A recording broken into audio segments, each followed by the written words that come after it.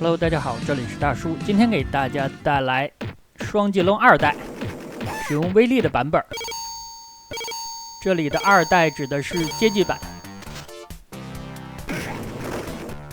街机平台的轻版过关双截龙也出了3座，但是这个系列有一个非常奇怪的现象，就是街机版和红白机版本相差巨大。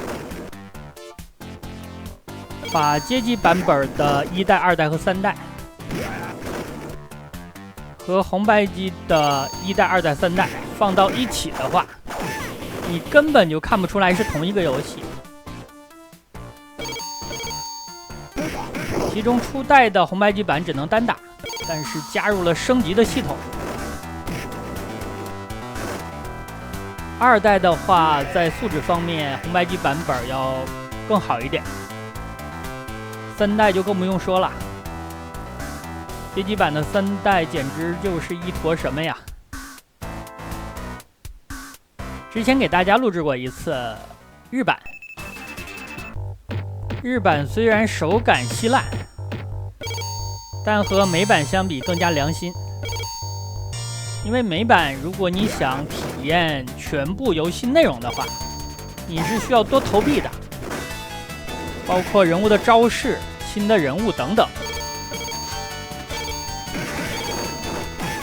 那可能是我玩过的最早的一款带有内购系统的游戏了。很奇怪，这种游戏一般都是美版，比如说兽化战士，投币之后能够加血。复联的街机版也是，美版投币能够加血。转眼威力已经来到了第3关，打枪实在是太强了呀，具有穿透效果，攻击力很高，打这种精英怪一下子打不死。但是第1关的时候，咱们曾经打过 BOSS 布鲁诺夫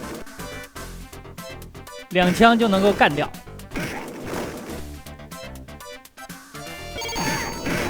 一枪就是半条的血，刚才这一枪干掉了4个，实在是过于爽了。威力版的双截龙我录制过1代还有3代，这次算是给2代做了一个补完。刚才大家能够看出来，这个枪的攻击范围不是全屏，还是有一定射程的。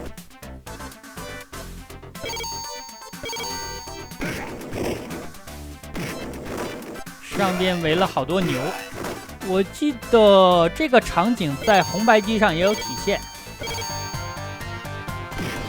2个布鲁诺夫，这个布鲁诺夫2条的血，好吧，我说少了，3个布鲁诺夫啊，好夸张。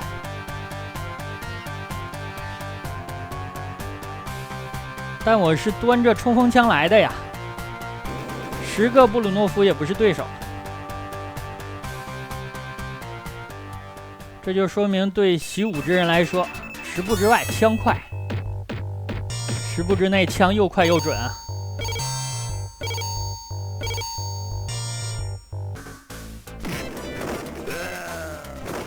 离得太近了，阿波波扔我呀！这家伙是不是分不清大小王了？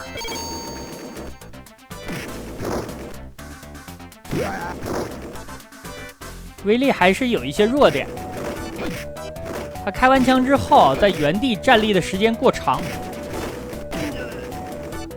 所以开枪的时候一定要远离目标，尤其是你在秒不掉对面的情况之下。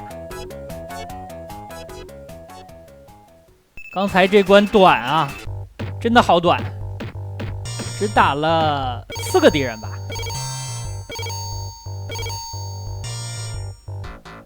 这关的战场可能很多玩过红白机的小伙伴比较熟悉了。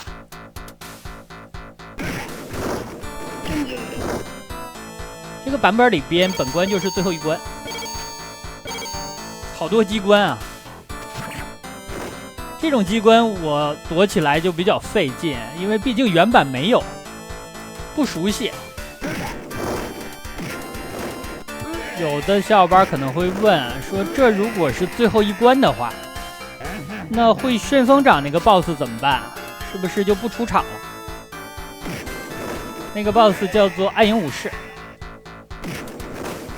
是红白机版的原创角色，街机版是没有的。为了配合那个角色，红白机版也加入了额外的剧情，就是玛丽安复活。街机版里边，玛丽安直接就是被威力干掉了，没有复活的桥段。但如果这样的话，后续作品里边的玛丽安就圆不上了。所以这是一次明目张胆的官方吃书行为。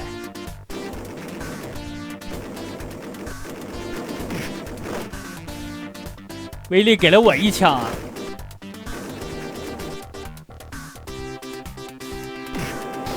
这个家伙不仅是1代的 BOSS， 还是2代的 BOSS， 但他不是最终 BOSS。最终 BOSS 打的是影子。我剩下一丝血了，毕竟2个人物的性能是一样的，也能够开枪，所以打他非常困难。他2枪就可以把我秒掉。打完了之后呢，还要打影子。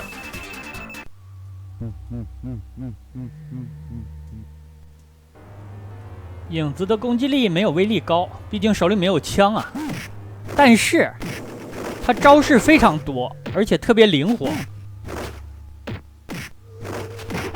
场景上你很难和他拉开距离，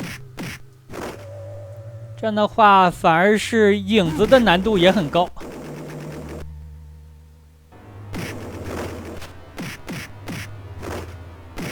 像这个距离我就很难受。这个家伙还会飞行道具啊，这个招式实在是太无耻了呀！因为他的飞行道具我感觉比子弹打的都远。龙鹤肯直呼内行啊！通关之后，大家看一下剧情，这个剧情让我觉得有点毛骨悚然。玛丽安也出现了，但恐怕是以灵魂的状态出现的。然后他对威力致以感谢，他可能忘了谁把他干掉的吧。那好吧，这样一款双截龙2代街机重置版就给大家录制到这儿，感谢大家收看，咱们下个游戏再见。